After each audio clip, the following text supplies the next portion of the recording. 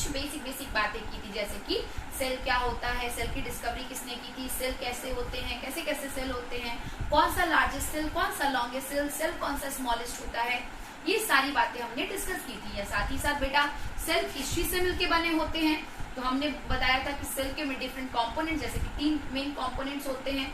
सबसे पहला क्या, सेल मेम्ब्रेन, दूसरा साइटोप्लाज्म, थर्ड न्यूक्लियस। हमने क्या पढ़ा, सेल मेम्ब्रेन के बारे में सबसे पहले पढ़ा था कि सेल मेम्ब्रेन क्या होता है। सिंपली सेल को जो कवर करने वाली स्ट्रक्चर होती है, या जैसे बलून होता है ना, बलून का जो मेम्ब्रेन होता है, मतलब पानी भर देते हैं तो जो वो स्ट्रक्चर बनता है वो क्या है, एक सेल की तरह है ना। उसमें जो मेम्ब्रेन है किसका, बलून का मेम्ब्रेन, जो रबर का होता है स्ट्रक्चर, वो हुआ हमारा सेल मेम्ब्रेन। अंदर में जो कंटेंट पानी भरते हैं, बिल्कुल वैसा हमारे सेल के अंदर क्या होता है, साइटोप्लाज्म होता है। और साइटोप्लाज्म में डिफरेंट डिफरेंट स्ट्रक्चर्स होते हैं। वो सारे स्ट्रक्चर्स के बारे में हम लोगों ने पढ़ा था। हमने पढ़ा था सेल मेम्ब्रेन किससे मिलकर बना होता है, लिपिड और प्रोटीन से। उसका अरेंजमेंट होता है, 2 लेयर में लिपिड होता है, सिंगल लेयर प्रोटीन का होता है, उसके साथ साथ प्रोटीन कहीं कहीं एम्बेडेड होता है। ये सब बातें हमने की थी। सेल की डिस्कवरी किसने की है बेटा, रॉबर्ट ब्राउन ने। किसने, रॉबर्ट हुक ने। समझ में आया, रॉबर्ट हुक, ना कि रॉबर्ट ब्राउन, ध्यान रखिएगा। आज पढ़ेंगे रॉबर्ट ब्राउन के बारे में। हम लोग क्या पढ़ रहे थे, रॉबर्ट हुक डिस्कवरी की सेल का। सेल कैसा था, लाइफ, वो लाइफ सेल के बारे में नहीं बताए थे, उन्होंने स्टडी की थी डेड सेल की। लेकिन बाद में एक साइंटिस्ट है, उनका नाम था एंटन वॉन लियोवेनहुक। कौन, एंटन वॉन लियोवेनहुक। उन्होंने क्या बताया, फर्स्ट लाइफ सेल को डिस्कवर किया था। ये सारी बातें मैंने आपको बता दी हैं।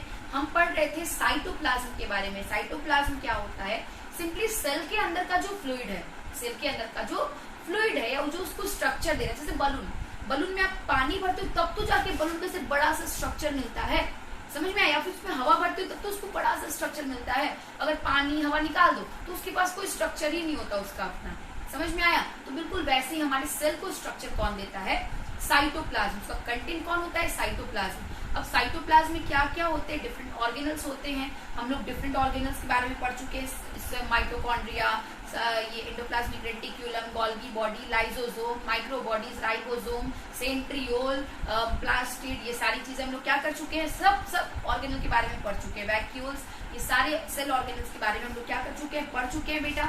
आज हम लोग सेल मेम्ब्रेन पढ़ लिया हमने, साइटोप्लाज्म पढ़ लिया। तो थर्ड और लास्ट हम लोग को आज पढ़ना है न्यूक्लियस। क्या पढ़ना है बेटा, न्यूक्लियस, सबसे मेन पार्ट ऑफ सेल। सबसे मेन पार्ट ऑफ सेल क्या होता है, न्यूक्लियस होता है। मान लो मेरा ये क्या है, सेल है, ठीक है, एनिमल सेल। एनिमल सेल में सेंटर में क्या होता है, न्यूक्लियस होता है। कहाँ पे, सेंटर में न्यूक्लियस होता है। लेकिन अगर इसकी बात करें प्लांट सेल की, मान लो ये कुछ क्या है, ये प्लांट सेल है, ये क्या है, प्लांट सेल है। तो प्लांट सेल में स्टार्टिंग में तो न्यूक्लियस सेंटर में रहेगा, लेकिन जैसे जैसे ऑर्गेनल, एक ऑर्गेनल होता है ना जो approx 90% of the space cover किए रहता है, क्या नाम है उसका, वैक्यूल। सही पकड़े हैं, वैक्यूल, ठीक है।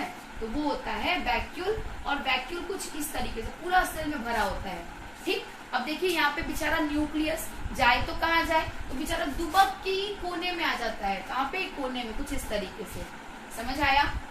प्लांट सेल में सेल जो न्यूक्लियस जो होता है हमेशा सेंटर में नहीं रहता, लेकिन एनिमल सेल में हमेशा न्यूक्लियस कहाँ रहता है, सेंटर में रहता है। तो हम लोग इसके बारे में पढ़ने वाले हैं आज, न्यूक्लियस के बारे में। न्यूक्लियस होता क्या है बेटा जी, तो अपने सेल का हेड क्वार्टर। क्या, अपने सेल का हेड क्वार्टर। हेड क्वार्टर मतलब सेल का जहाँ से फंक्शन कंट्रोल हो रहा है। हमारे बॉडी में जितने भी फंक्शंस हो रहे हैं उस सारे कंट्रोल को, उन सबको कंट्रोल कौन कर रहा है, हमारा न्यूक्लियस कंट्रोल करता है। कौन करता है, न्यूक्लियस। हमारे सेल में जो न्यूक्लियस होते हैं ना, वही कंट्रोल करते हैं हमारे सेल के फंक्शंस को। अब न्यूक्लियस में ऐसा क्या होता है जो इतना कंट्रोलिंग पावर होता है, तो आपको पता होना चाहिए एक बार कि हमारे बॉडी में मिलियन ट्रिलियंस ऑफ सेल्स हैं। कितने, ट्रिलियंस, मिलियंस ऑफ सेल्स हैं। और वो ट्रिलियंस ऑफ सेल्स के अंदर हर एक सेल के अंदर क्या होता है, न्यूक्लियस होता है। और हर एक सेल के अंदर जो न्यूक्लियस होता है वो क्या होता है, एक जैसा होता है। क्या होता है, बिल्कुल एक जैसा होता है। एक इंडिविजुअल में बिल्कुल एक जैसा न्यूक्लियस, सब में एक जैसा न्यूक्लियस। जैसे मेरी बॉडी का सारा जो न्यूक्लियस होगा वो क्या होगा, मेरी बॉडी में जितने भी सेल्स हैं उन सब सेल के अंदर का न्यूक्लियस कैसा होगा, सेम होगा। समझ में आया। अब न्यूक्लियस की स्ट्रक्चर की स्टडी की जाए तो न्यूक्लियस होता कैसा है, ये तो पढ़ लिया कि सेंटर में होता है। अब देखिए न्यूक्लियस का स्ट्रक्चर कुछ ऐसा होता है बेटा, यहाँ पे मैं बनाती हूँ, ये न्यूक्लियस है मेरा, मान लो ये क्या है, न्यूक्लियस है। न्यूक्लियस कैसा होता है, डबल मेम्ब्रेन होता है। कैसा, दो दो मेम्ब्रेन होते हैं इसके, ये सिंगल मेम्ब्रेन नहीं होता, दो दो मेम्ब्रेन होते हैं। दो दो मेम्ब्रेन में हम लोग और भी बहुत सारे ऑर्गेनल्स पढ़े हैं, जैसे माइटोकॉन्ड्रिया, प्लास्टिड, ये सब भी क्या होते हैं, डबल मेम्ब्रेन होते हैं। बिल्कुल वैसा ही हमारा जो न्यूक्लियस होता है वो क्या होता है, डबल मेम्ब्रेन। एक ये वाला मेम्ब्रेन, एक ये वाला मेम्ब्रेन। जो बाहर होता है वो क्या होता है, आउटर मेम्ब्रेन। क्या होता है बेटा, आउटर मेम्ब्रेन। बाहर वाला आउटर मेम्ब्रेन और अंदर वाला क्या होता है, इनर मेम्ब्रेन। कौन सा मेम्ब्रेन, इनर मेम्ब्रेन। बात समझ में आई।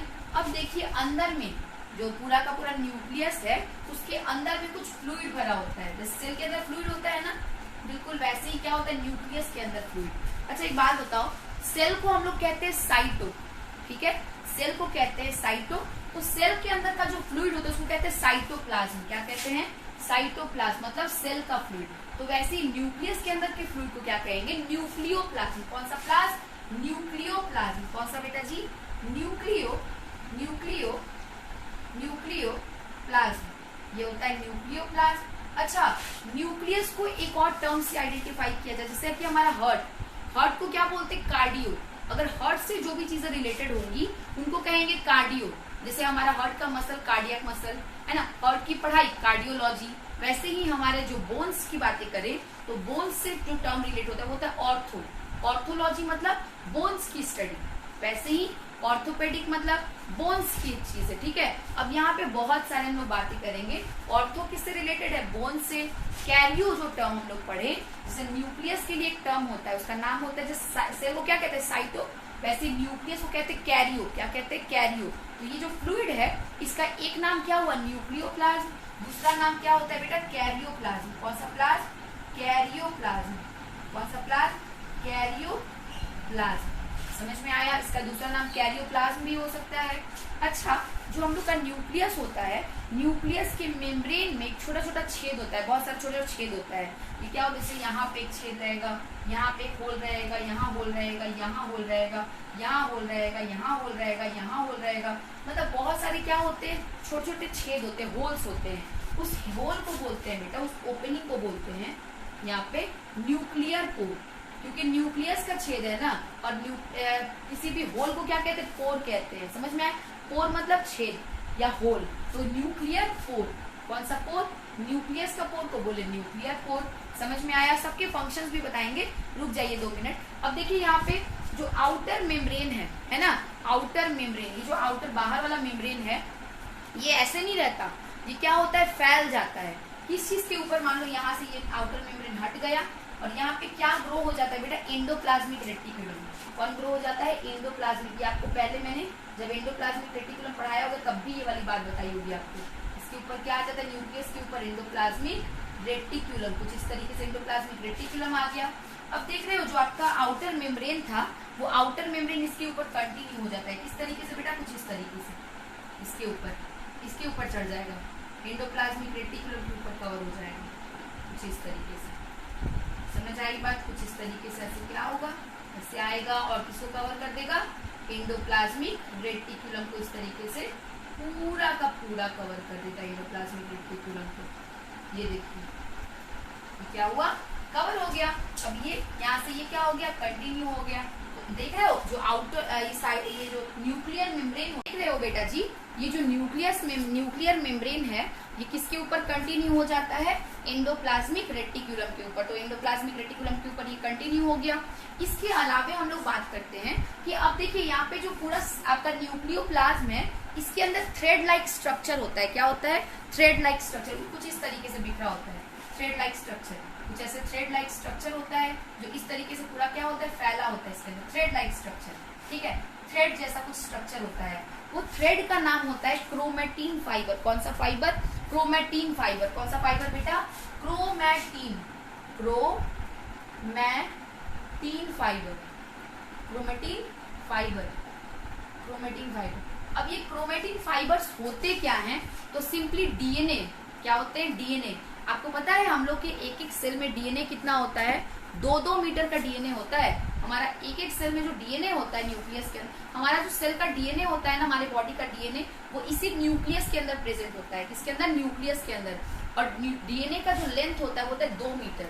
यहाँ से यहाँ तक क्या होता है 1 मीटर, सोचो इसका डबल, वो क्या हुआ 2 मीटर का डीएनए। इतना लंबा डीएनए इतू से सेल में, मतलब माइक्रोस्कोपिक सेल में जो आपको दिखेगा भी नहीं, माइक्रोस्कोपिक सेल के अंदर कैसे एग्जिस्ट कर रहा होगा, कैसे सर्वाइव कर रहा होगा। तो आप लोग देखे हो ना, जो वूल होता है, वूल हो गया या फिर थ्रेड हो गया, जो मम्मी घर में सिलाई के लिए लेके आती हैं, घर में हम लोग सिलाई के लिए हम लोग के घर में रहता है थ्रेड को देखे हो, इतना लंबा सा थ्रेड, वो छोटे से एक बंच में करके दिया जाता है, हमें छोटा सा एक बंच बना के दिया जाता है। वो बंच जो होता है, बंच को अगर तुम खोलने जाओ ना तो वो थ्रेड बहुत बहुत बहुत बहुत बहुत लंबा होगा बेटा, बहुत लंबा होगा। समझ में आया? आपका पूरा घर न पा सकता है उससे, इतना लंबा वो थ्रेड होगा। और सोचो उसको कैसे क्या कर दिया जाता है, कॉम्पैक्ट कर दिया जाता है। कॉम्पैक्ट मतलब उसको ऐसे छोटा छोटा मोड़ करके हम क्या कर दिए, कॉम्पैक्ट। जैसे कि मान लो ये मेरा क्या, ये वायर है ना, ये मान लो ये वायर है, ठीक है, इस वायर को क्या कर दिया ऐसे कॉम्पैक्ट, इसको हम क्या कर दिए ऐसे मोड़ करके ऐसे छोटे, इतना लंबा वायर को देख लो, इतने छोटे से स्ट्रक्चर में कर दिए, इतने से पोर्शन में। समझ में आया? ये देखो कितना लंबा, यहाँ से लेकर के यहाँ तक है, इतना लंबा स्ट्रक्चर, इसको मैंने इतने से में कर दिया था। तो बिल्कुल वैसे ही इतना 2 मीटर का डीएनए जो होता है उसको कॉम्पैक्ट स्ट्रक्चर में करके कहाँ भरा जाता है, न्यूक्लियस के अंदर रहता है। और हर एक सेल में, हमारे बॉडी के हर एक सेल के न्यूक्लियस के अंदर क्या होता है, यही 2 मीटर का डीएनए पूरा होता है, 2 मीटर का डीएनए। किस फॉर्म में? क्रोमेटिन के फॉर्म में। किस फॉर्म में बेटा? क्रोमेटिन के फॉर्म में। आगे जाकर के बाद में ये क्रोमेटिन किस में कन्वर्ट हो जाते हैं, और ये छोटे हो जाते हैं, और छोटे, और क्या बनाते हैं, क्रोमोसोम बनाते हैं। क्या बनाते हैं? ये क्रोमेटिन फाइबर जो होता है ये बाद में किसका फॉर्मेशन करेगा, क्रोमोसोम का। किसका? क्रोमोसोम का। समझ में आया? क्रोमोसोम के बारे में भी बताऊंगी, रुक जाइए 2 मिनट। ये हुआ क्रोमोसोम, क्रोमेटिन फाइबर से क्या बना, क्रोमोसोम बना। अब न्यूक्लियस के अंदर एक और स्ट्रक्चर होता है बेटा, यहाँ पे कहीं पे भी, इसमें कहीं पे भी कुछ डेंस जैसा स्ट्रक्चर, ऐसा डेंस, ऐसे यहाँ पे सबको दिख रहा है ना, ये वाला स्ट्रक्चर डेंस, भरा भरा सा कुछ स्ट्रक्चर दिख रहा होगा। इस जगह पे कुछ भरा सा स्ट्रक्चर दिख रहा है, वहां पे ढेर सारा प्रोटीन का और आरएनए का सिंथेसिस होता है। किसका? प्रोटीन का और आरएनए का सिंथेसिस। किसका बेटा? प्रोटीन और आरएनए का सिंथेसिस। और इसको क्या बोलते हैं, न्यूक्लियोलस कहते हैं। क्या कहते हैं? न्यूक्लियोलस। इसको क्या कहते हैं? न्यूक्लियोलस कहते हैं। और यहाँ पे प्रोटीन और आरएनए का सिंथेसिस होता है बहुत ज्यादा अमाउंट में, इसको कहते हैं न्यूक्लियोलस कहते हैं हम लोग। तो ये सारे स्ट्रक्चर हुए क्या आपके, न्यूक्लियस में हमने क्या देखा, न्यूक्लियस कैसा होता है, राउंड होता है, राउंड भी हो सकता है, ओवल भी हो सकता है, डिफरेंट शेप का हो सकता है। अलग अलग ऑर्गेनिज्म में अलग अलग शेप का क्या होता है, न्यूक्लियस होता है। साथ ही साथ बेटा जी अलग अलग सेल में नंबर ऑफ न्यूक्लियस अलग अलग होता है। कुछ सेल में एक से ज्यादा रह सकता है न्यूक्लियस, किसी सेल में एक ही न्यूक्लियस होता है, किसी सेल में न्यूक्लियस होता ही नहीं, है ना। ऐसे भी कुछ एक्सेप्शन केस आते हैं। और कुछ सेल के अंदर ढेर सारे न्यूक्लियस होते हैं, किसी में एक अकेला न्यूक्लियस रहेगा। मतलब डिफरेंट सेल में डिफरेंट नंबर ऑफ न्यूक्लियस होते हैं। तो हम न्यूक्लियस का स्ट्रक्चर पढ़े। एक और बात, हम लोग का जितना भी बॉडी में मेटाबॉलिक एक्टिविटी हो रहा है, जो कुछ भी हो रहा है, उन सबको कंट्रोल कौन कर रहा है, हमारा न्यूक्लियस कंट्रोल कर रहा है। अगर हमारे सेल से न्यूक्लियस निकाल दिया जाए तो हमारा सेल क्या हो जाएगा, मेटाबॉलिकली इनएक्टिव, मतलब मेरे में मेटाबॉलिक एक्टिविटी ही नहीं होगा। अगर मेटाबॉलिक एक्टिविटी नहीं होगा बेटा जी तो हमारा सेल जो है वो कुछ टाइम के बाद क्या हो जाएगा, मर जाएगा। समझ में आया? तो इसीलिए न्यूक्लियस बहुत कंपलसरी होता है। लेकिन कुछ ऐसे एक्सेप्शंस देखे गए हैं जिनके अंदर न्यूक्लियस होता ही नहीं, ठीक है। वो बहुत सारे मैमल्स होते हैं, जैसे कैमल और लेमा नाम का एक सेल होता है, उसमें भी न्यूक्लियस नहीं होता। इसके अलावा हमारा जो आरबीसी होता है ना, आरबीसी मैच्योर आरबीसी, उसमें भी क्या होता है, न्यूक्लियस नहीं होता। इस टाइप के बहुत सारे सेल होते हैं। प्लांट्स के अंदर सीप ट्यूब नाम का एक सेल होता है जो वाटर का कंडक्शन करता है, उसमें भी न्यूक्लियस नहीं होता है। समझ में आया? तो ये सारे एग्जाम्पल जिसमें न्यूक्लियस नहीं भी होता है तब भी वो अलाइव होते हैं, तब भी वो सर्वाइव करते हैं।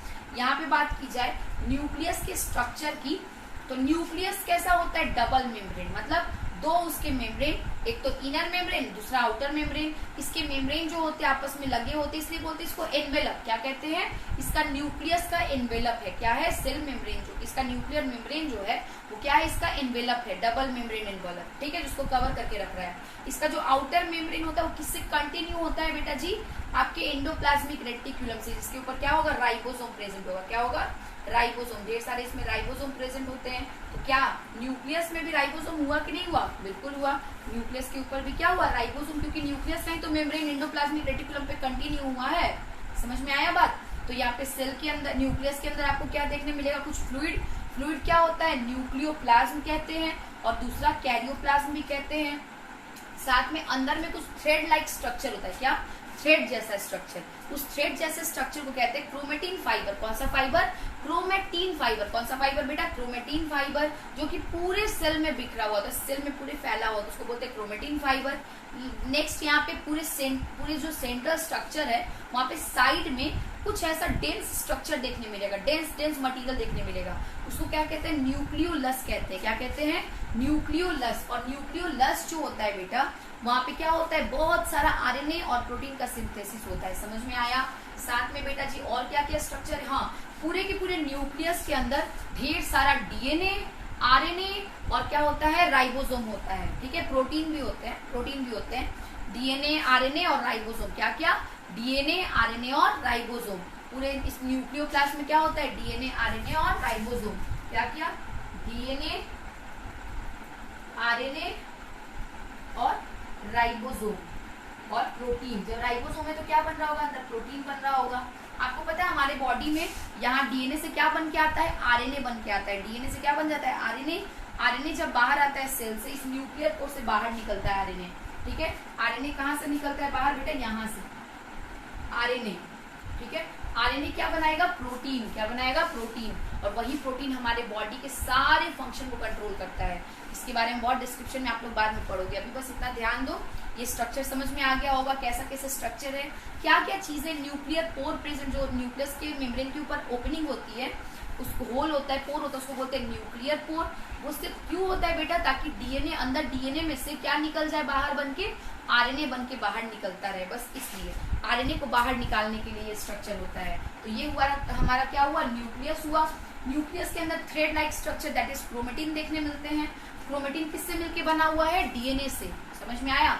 अब देखिए, जब सेल को डिवीजन करना होता है, ठीक है, सेल डिवाइड करेगा तो न्यूक्लियस भी डिवाइड करेगा, तो उस टाइम में जो क्रोमेटिन फाइबर है वो और ज्यादा कॉम्पैक्ट हो जाता है, सिकुड़ जाता है। ठीक है, और क्या बनाता है, क्रोमोसोम बनाता है। क्या बनाता है बेटा, क्रोमोसोम। क्रोमोसोम कुछ ऐसे दिखते हैं।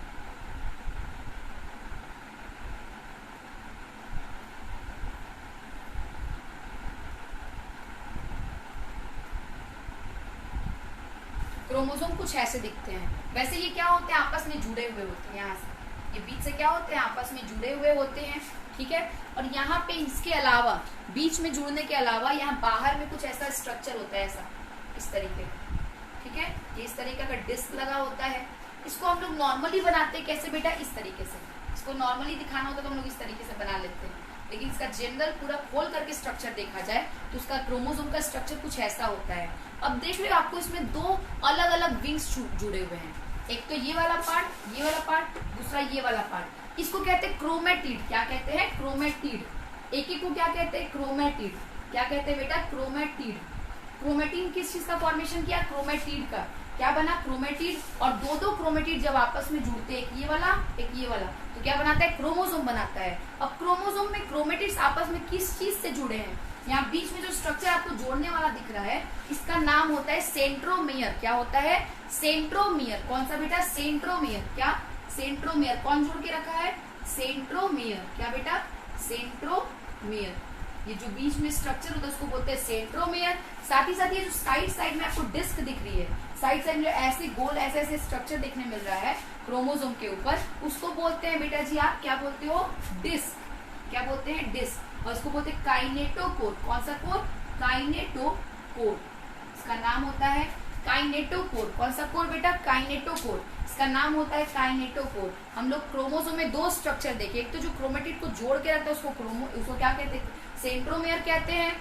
दूसरा क्या, जो साइड में स्ट्रक्चर आपको देखने मिल रहा है वो होता है काइनेटोकोर। कौन सा बेटा, काइनेटोकोर। समझ में आया। अब देखिए, हर एक क्रोमोसोम में जरूरी नहीं है कि जो सिस्टर क्रोमेटिड्स होती हैं, मान लो ऐसे सिस्टर क्रोमेटिड्स हैं, सिस्टर क्रोमेटिड्स आपस में सेंटर में ही जुड़ी हो, जरूरी नहीं है। समझ में आया। कुछ कैसे यहाँ ऊपर से जुड़ी होती है, इस जगह पे।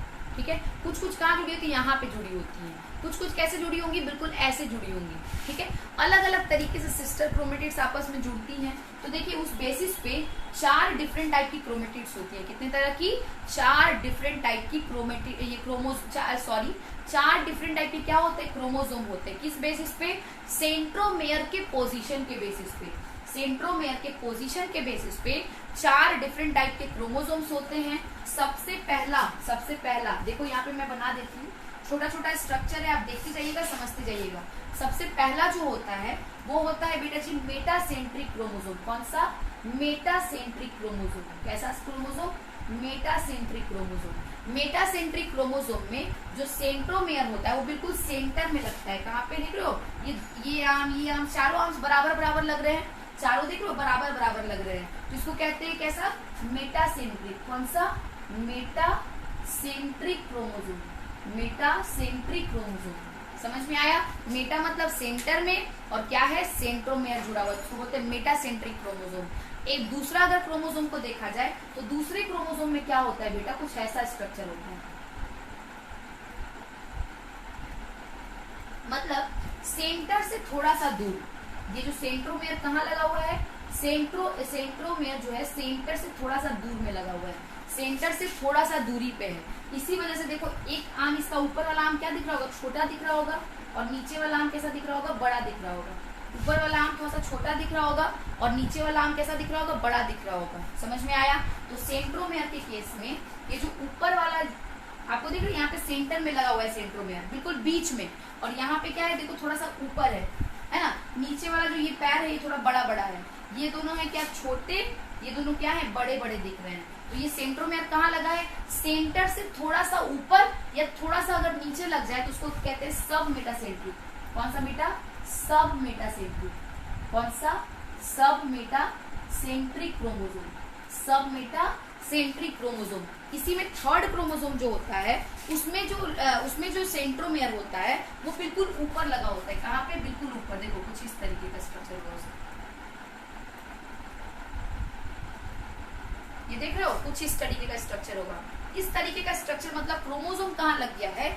यहाँ पे बिल्कुल जो ऊपर वाला रीजन है ना, एकदम थोड़ा सा टर्मिनल पोजीशन, मतलब जैसे ये मान लो 2 क्रोमेटिड है, ठीक है, तो ये क्रोमेटिड्स के बीच में जो ये टर्मिनल पोजीशन है बिल्कुल उसे थोड़ा सा नीचे क्या लगा हुआ है? थोड़ा सा नीचे, मान लो यहाँ पे क्या लगा हुआ है? सेंट्रोमेयर इस पोजीशन पे जुड़ रहा है, मतलब टर्मिनल पोजीशन के थोड़ा सा नीचे या नीचे वाले टर्मिनल के थोड़ा सा ऊपर अगर क्या लगा हो? सेंट्रोमेयर लगा हो, तो उसको कहते हैं क्या? हम लोग इसको कहते हैं बेटा जी एक्रोसेंट्रिक। क्या?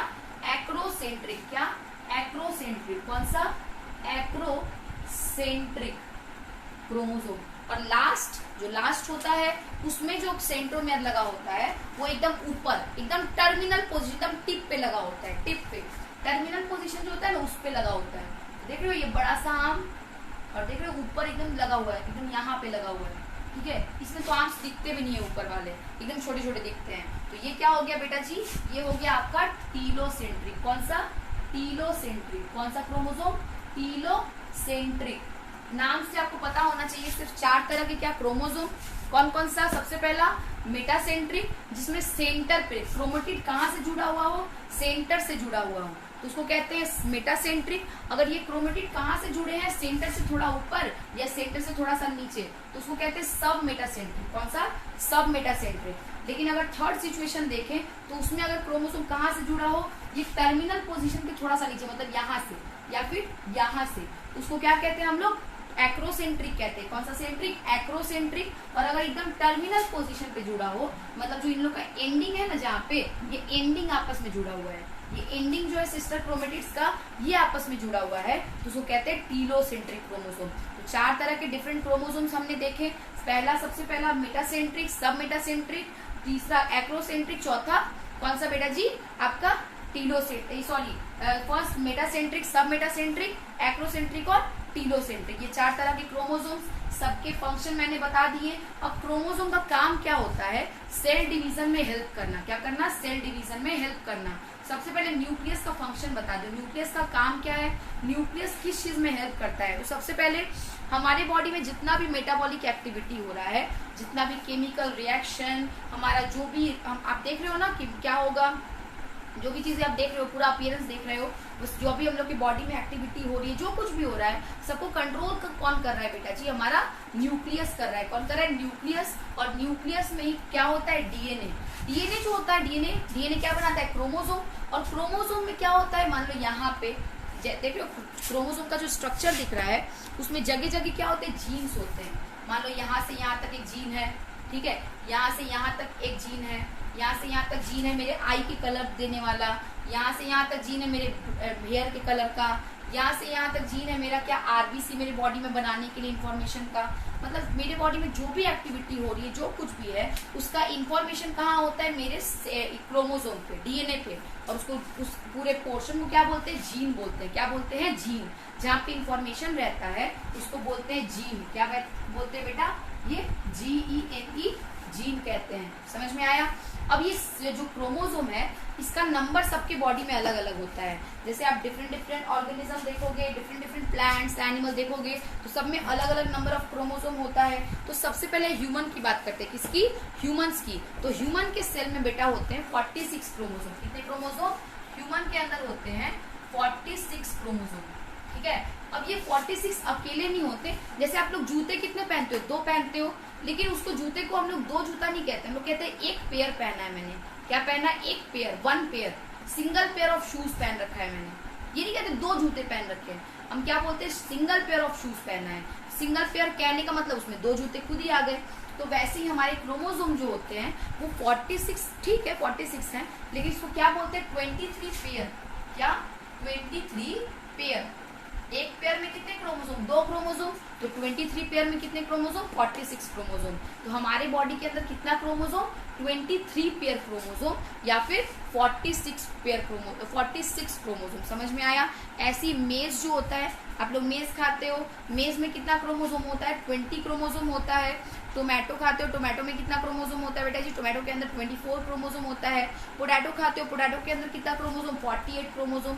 ऐसे ऐसे हर एक सब्सटेंस के अंदर, हर एक लिविंग ऑर्गेनिज्म के अंदर अलग अलग नंबर ऑफ क्रोमोसोम होता है। जैसे कि हमारे अंदर 46 क्रोमोसोम होता है। अब आपको पता है जैसे कि क्या होगा, मेरे बॉडी में 23 पेयर क्रोमोसोम है, ठीक है। तो मेरे बॉडी में जो 23 पेयर क्रोमोसोम कहाँ से आया होगा, सबसे पहला जो 23 क्रोमोसोम होगा वो आया होगा मेरे मदर से, और बाकी का 23 कहाँ से आया होगा, मेरे फादर से आया होगा। तो मेरे मदर का 23, फादर का 23 आपस में मिला, कितना क्रोमोसोम बनाया, 46 क्रोमोसोम, जिसको हम लोग कहते हैं 23 पेयर क्रोमोसोम। बात समझ में आई। वैसे ही जो मेरे मदर फादर के अंदर क्रोमोसोम था वो कहाँ से आया था, मेरे फादर के अंदर क्रोमोसोम आया था मेरे दादा और दादी से। मेरे जो ग्रैंड पेरेंट्स है, मतलब दादू और दादी, तो दादा के से कितना क्रोमोसोम आया था, दादा का 23 क्रोमोसोम मेरे पापा में आया, और मेरी दादी का कितना क्रोमोसोम, 23 क्रोमोसोम मेरे पापा में आया। तो मेरे पापा के अंदर टोटल कितना क्रोमोसोम हो गया, 46। बिल्कुल वैसे ही उन्होंने अपना 23 क्रोमोसोम उठा करके मेरे को दे दिया, वैसे ही मेरी मदर ने अपना 23 क्रोमोसोम मेरे को दे दिया। तो मेरे बॉडी में टोटल क्रोमोसोम, मेरे सेल में टोटल क्रोमोसोम कितना हुआ, 46 क्रोमोसोम हुआ। तो वही ह्यूमन के अंदर कितना क्रोमोसोम, 46, दैट इज 23 पेयर। मेज के अंदर 20 क्रोमोसोम, पोटैटो के अंदर 48, टोमेटो के अंदर बेटा जी 24। ये सब डिफरेंट जो ऑर्गेनिज्म होते हैं, डिफरेंट उनके अंदर क्रोमोसोम होता है। आपका इसमें लिखा हुआ है कि 8 होता है फ्रूट फ्लाई में, 40 होता है माउस में। समझ में आया। अब देखो यहाँ पे क्या बोला मैंने बोला 23 पेयर है ना। 23 पेयर को रिप्रेजेंट किया जाता है बेटा जी 2n से। किससे, 2n से। अब n की जगह अगर ह्यूमन है तो यहाँ पे क्या हो, 23 है ना। पोटैटो है तो क्या हो जाएगा यहाँ पे 20, सिंपली 24 हो जाएगा, है ना। अलग अलग स्ट्रक्चर में अलग अलग होता है। तो हमारी बॉडी में क्रोमोसोम जो होता है वो 2 फॉर्म में होता है, या तो n या तो 2n, मतलब या तो अकेले रहेगा या पेयर में। तो n है, n तो उसको बोलते हैं n नंबर ऑफ क्रोमोसोम, उसको बोलते हैं हैप्लॉइड। क्या बोलते हैं, हैप्लॉइड।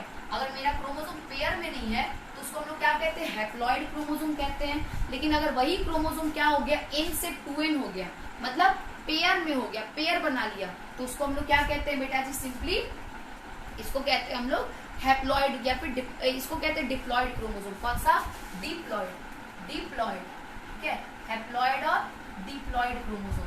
बात समझ में आई, हैप्लॉइड और डिप्लॉइड क्रोमोसोम। कोई दिक्कत, पूरा मैंने जो चीजें आपको बोर्ड पे बनाई हैं वो सारे का आप स्क्रीनशॉट ले लो या फिर आप इसको बना लो, ठीक है। आपके बहुत काम आने वाला है। सारे इन्फॉर्मेशन मैंने कहाँ दे दिया आपके उस पे, बोर्ड पे समझा दिया है आपको सारा। आपका ये वाला पोर्शन क्या हुआ, क्रोमोसोम। अच्छा, न्यूक्लियस किस चीज में हेल्प किया, मैंने बता दिया ना। पूरा बॉडी का फंक्शनिंग कौन कंट्रोल करता है, न्यूक्लियस कंट्रोल करता है, हेडक्वार्टर होता है हमारे सेल का। साथ ही साथ वो और किस चीज में हेल्प करता है, सेल के डिवीजन में भी हेल्प करता है। और क्रोमोसोम भी किस में हेल्प करता है, सेल के डिवीजन में, साथ ही साथ हेरिडिटरी को पास करने में। हेरिडिटरी मतलब मेरे पापा से कैरेक्टर मेरे अंदर आया, किस चीज से आया बेटा, क्रोमोसोम के थ्रू। अब मेरे से मेरे बच्चों में जाएगा, समझ रहे हो ना, होंगे जरूर होंगे, तो मेरे से मेरे बच्चों में जाएगा, तो वो क्या होगा, वो भी ट्रांसमिशन हुआ कैरेक्टर का, किसके थ्रू, क्रोमोसोम के थ्रू। समझ में आएगा, ये फंक्शन होता है क्रोमोसोम का। आई होप आपको ये सारी बातें समझ में आई होंगी, जो भी मैंने आपको बताया है क्रोमोसोम के बारे में, डीएनए के बारे में, आरएनए के बारे में, न्यूक्लियस के बारे में, क्रोमोसोम के बारे में, ये सारी बातें आपको क्या करना है, अपने बुक से पढ़ जाना है। कहाँ से बेटा जी, कहाँ से कहाँ तक पढ़ना है आपको, आपकी बुक में पूरी चीजें दी हुई हैं, आपको पेज नंबर 9 तक की सारी चीजें पढ़ जानी है, साथ ही साथ एनसीईआरटी में भी आप यहाँ तक पढ़ लीजिएगा। समझ आया? तो मिलते हैं कल, तब तक के लिए हंसते रहिए, मुस्कुराते रहिए, और इस चैप्टर का क्वेश्चन खुद से करिए जहाँ तक कर सकते हैं। कल होमवर्क दूंगी मैं, मिलते हैं बेटा कल, और पढ़ते रहिए। चलिए बाय बाय।